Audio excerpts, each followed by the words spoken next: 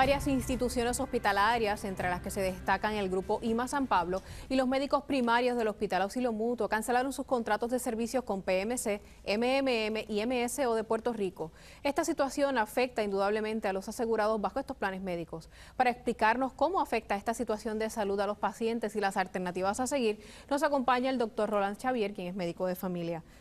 Vamos a dar un trasfondo de esta situación para que las personas que nos están sintonizando puedan entender esta problemática, puedan tener un telón de fondo, ¿verdad?, sobre el cual se fundamenta toda esta situación que ha creado ciertamente incertidumbre, ¿verdad?, en el paciente de a dónde ir y cuándo ir. Eso es así. Muy buenas noches, Marlely, a ti y a toda, ¿verdad?, la teleaudiencia que nos ve. Nosotros aquí en este espacio de Sistema TV llevamos ya bastante tiempo hablando de los recortes que van a venir a nivel del gobierno federal. Tú sabes que bajo la presidencia, ¿no?, del presidente Obama se aprobó lo que se conoce como el Obamacare. Y para financiar ese Obamacare, una de las cosas que se van a hacer son cortes al programa de Medicare tradicional y cortes al programa de Medicare Advantage. ¿Qué pasa? Que aquí en Puerto Rico, hoy en día, hay unos 515,000 más o menos beneficiarios de Medicare que escogieron Medicare Advantage. Y hay otros 100 y pico de mil que están con su Medicare tradicional. O sea que casi 8 de cada 10 pacientes escogieron un plan de Medicare Advantage. ¿Qué pasa?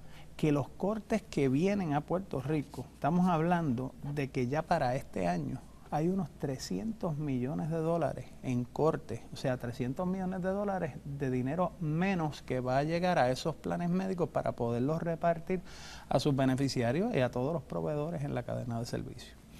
¿Qué está pasando? Que básicamente aquí hay un lío económico enorme y una presión económica y estos planes médicos. Es que estos recortes Correcto. son los que han creado este problema, estas discrepancias entre hospitales, médicos, la aseguradora, porque hay menos dinero para administrar el mismo plan y para dar esos servicios médicos. Aquí todas las partes están tratando de defender sus ganancias, ¿no? Y las compañías están acostumbradas, estas compañías estaban acostumbradas a tener unas ganancias extremas que ahora van a ser mucho menos. También los hospitales tienen que trabajar con unas ganancias y con un presupuesto y claro, las compañías le van a querer pasar la pérdida no solamente a los hospitales, sino a todos los demás proveedores que están en la cadena. Y aquí es una cuestión de que todo el mundo va a tener que poner de su parte porque los cortes que vienen a nivel federal ordenados por los Centers for Medicare Services.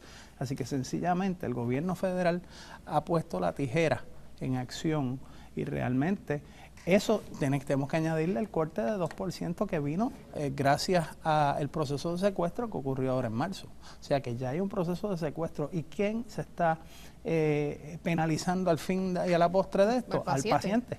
Ya hay para darte, por ejemplo, algunos servicios de quimioterapia y algunas cosas que antes las cubría el Medicare, que ya no las está cubriendo. ¿Qué alternativas tiene el paciente que poco o nada puede hacer o decir en cuanto a una controversia de carácter económico? Pues mira, el paciente tiene mucho que hacer. En primer lugar, el paciente tenemos que cambiar esa cultura de estar calladitos y deben de empezar a dejar su voz sentirse. Deben de llamar a los funcionarios del gobierno, sobre todo el gobierno federal en Puerto Rico, que es el comisionado residente, que debe de estar atento a esta situación porque estamos hablando de fondos federales. Estamos hablando de fondos federales a nivel de Medicare y aquellos beneficiarios que son de Medicare y de reforma también, ahí hay fondos de Medicaid.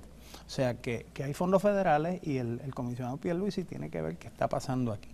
¿Qué debe hacer el paciente? Pues, número uno, esto es algo que eventualmente, estoy seguro que el mercado se va a encargar de ver si se llega o no se llega eventualmente a un acuerdo entre estas compañías y estos hospitales y esos proveedores.